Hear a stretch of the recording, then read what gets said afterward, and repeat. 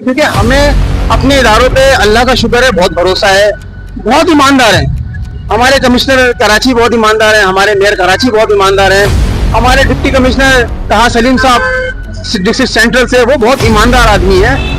और इसके अलावा हमारे डीआईजी साहब हैं, डीआईजी वेस्ट, बहुत ईमानदार हैं। आगे जितने भी हैं, आगे deputy director KMC, deputy director DMC, deputy director B&R, बहुत ईमानदार लोग हैं। लेकिन सवाल ये उठता है कि इन सारे ईमानदार लोगों के होते हुए हमारे इस पूरे नाले के ऊपर एक छत डाल दी गई है, जो कि आज हम यहाँ मौजूद है सिंध गवर्नमेंट हॉस्पिटल के बराबर में एक नाले के ऊपर, जहाँ पर कब्जा किया जा रहा है मकामी बिल्डर्स हैं।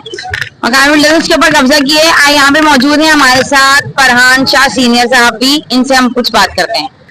अस्सलाम वालेकुम। वालेकुम अस्सलाम।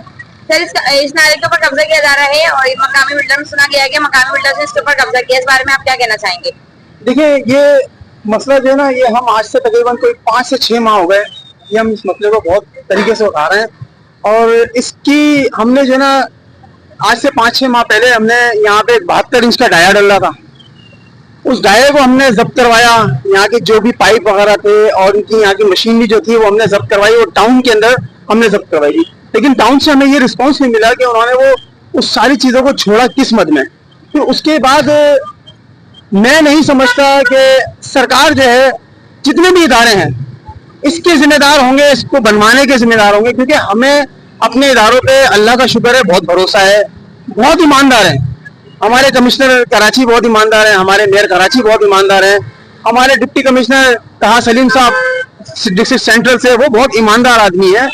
और इसके अलावा हमारे डीआईजी साहब हैं, डीआईजी वेस्ट, बहुत ईमानदार हैं। आगे जितने भी हैं, आगे deputy director KMC, deputy director DMC, deputy director B&R, बहुत ईमानदार लोग हैं। लेकिन सवाल ये उठता है कि इन सारे ईमानदार लोगों के होते हुए हमारे इस पूरे नाले के ऊपर एक छत डाल दी गई है, जो कि RCC की है।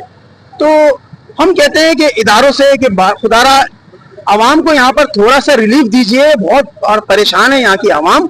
इसको अगर इस नाले को बंद कर दिया गया तो यूपी जियो मोबाइल से लेकर और आगे बिस्मिल्लाह तक जो रोड जा रहा है, पूरे रोड के ऊपर तजावीज़ात कायम हुए हैं। आगे आप चले जाइए यूपी मोड़ से और आगे, वो वहाँ पे भी तजावीज़ात कायम है। अब यहाँ पे ये नाला रह गया, नाले पे जब ये छत डल जाएगी तो यहाँ पर भी गैर कानूनी तजावीज़ात यहाँ पर भी आ जाएंगे। तो इदारों से सिर्फ और सिर्फ इतनी गुजारिश है कि इसके ऊपर एक्शन लीजिए, खुदारा एक्शन लीजिए। इन्होंने प्लॉट खरीदा है, रोड नहीं खरीदा।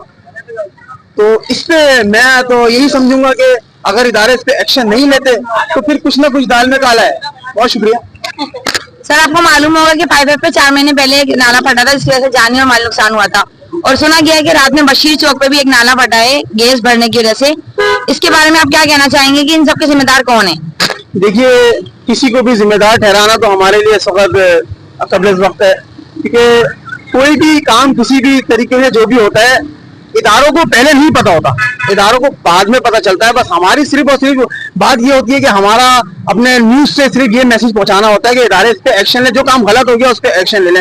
अब ये नाला है, इसके खिलाफ भी इतनी आवाजें उठाई जा रही है, तो उसके अभी मसला यही है कि खुदा ना खास्ता यहाँ पर भी कोई इस तरीके का कोई वाकया ना रोनुमा हो कि किसी की जाने जाए, किसी का माली नुकसान हो, या अदरवाइज यहाँ की इस नाले के भर जाने से इलाका मकीन को किसी किस्म की परेशानी हो।